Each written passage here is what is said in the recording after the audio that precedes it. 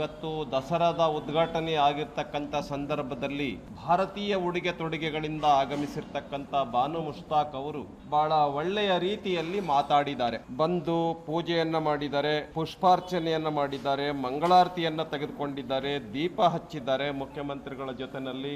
ಇದೆಲ್ಲದಕ್ಕೂ ಕೂಡ ನಾವು ಸ್ವಾಗತವನ್ನ ಮಾಡ್ತೇವೆ. ನಾಡಿಗೆ ಒಳ್ಳೇದಾಗಬೇಕು ಅಂತಲೂ ಕೂಡ ಮಾತಾಡಿದ್ದಾರೆ. ಹಾಗಾಗಿ ನಾನು ಬಾನು ಮುಷ್ತಾಕ್ ಅವರಿಗೆ ಅಭಿನಂದನೆಯನ್ನು ಸಲ್ಲಿಸ್ತೇನೆ. ರವಿಕುಮಾರ್ ಅವರು ಹೇಳೋದು ನನಗೊಂದು ಅರ್ಥ ಆಗಲಿಲ್ಲ. ಬಾನು ಮುಷ್ತಾಕ್ ಅವರು ಭಾರತೀಯ ಉಡುಗೆ ತೊಡುಗೆಗಳನ್ನು ಧರಿಸ್ಕೊಂಡು ಬಂದಿದ್ದಾರೆ. ಅವ್ರು ಯಾವಾಗ ಹಿಜಾಬ್ ಹಾಕಿದ್ರು, ಅವ್ರು ಯಾವಾಗ ಬುರ್ಖಾ ಹಾಕಿದ್ರು?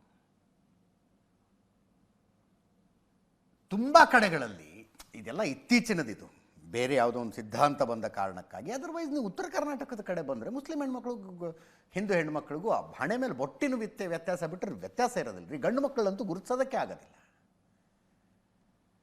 ಈ ಕೆಲವರು ಈ ತಮ್ಮ ಅಕ್ಕಳು ಪ್ಯಾಂಟು, ಅಣ್ಣ ಅಕ್ಕಳು ಶರ್ಟ್ ಥರದ್ದು ಹಾಕ್ಕೊಂಡು ಓಡಾಡ್ತಾರೆ ಅನ್ನೋದು ಬಿಟ್ಟರೆ ಕಲ್ಚರಲ್ಲಿ ಹಿಂಗೆ ನೋಡಿದ್ರೆ ಹಿಂದೂ ಯಾರು ಮುಸ್ಲಿಂ ಯಾರು ವ್ಯತ್ಯಾಸ ಗೊತ್ತಾಗೋದಿಲ್ಲ ರೀ. ಭಾರತೀಯ ಉಡುಗೆ ತೊಡುಗೆಗಳನ್ನು ತೊಟ್ಟಿರುವ ಮುಸ್ಲಿಂ ಅಂತೆ. ಸಾಂಸ್ಕೃತಿಕವಾಗಿ ಅಷ್ಟೊಂದು ಬೆರೆತು ಹೋಗಿರುವ ಸಮುದಾಯ ಅದು. ಈಗೊಂದು ಸ್ವಲ್ಪ ಅಲ್ಲಿ ಇಲ್ಲಿ ಇದನ್ನು ನೋಡ್ತಾ ಇದ್ದೀವಿ ಅಷ್ಟೇ ನಾವು.